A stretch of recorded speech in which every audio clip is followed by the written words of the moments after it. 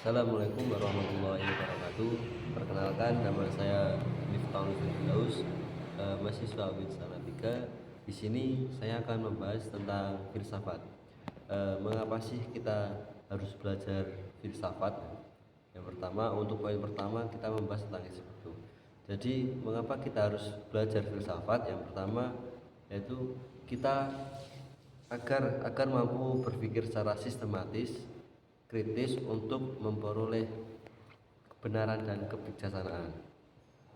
Dan pemahaman kita sejarah budayanya itu lebih luas. Nah, seperti itu. Maka kita juga harus untuk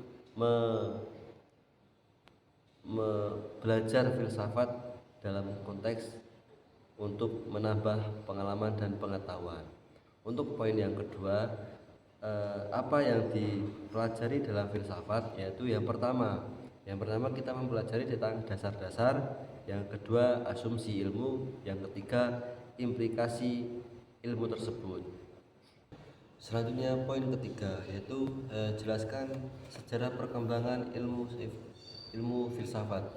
Jadi untuk sejarahnya pertama-tama tuh ada namanya prasejarah, di mana prasejarah itu belum mengenal tentang tulisan dan bersifatnya primitif, dan juga pengetahuannya diperoleh melalui pengetahuan alam. Yang kedua sejarah pada masa klasik, dan pada masa klasik ini terkenalnya karena kontribusi besar dalam filsafat, matematika, astronomi, dan ilmu alam.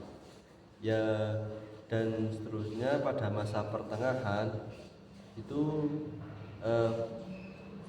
pada masa pertengahan itu bertepatan pada abad kelima, dipengaruhi oleh agama. Jadi di masa-masa itu agama-agama udah pada bermunculan, dan juga memiliki perkembangan ilmu terkait dengan agama filsafat dan agama Kristen.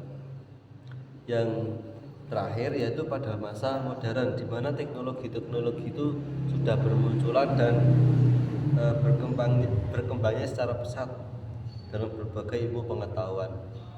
Selanjutnya poin keempat yaitu kita membahas tentang landasan ilmu. Landasan ilmu yaitu ada ontologi, epistemologi, dan aksiologi. Epistemologi yang dimaksud epistemologi yaitu cabang filsafat yang mempelajari tentang asal-usul, sifat, metode, dan batasan kemampuan.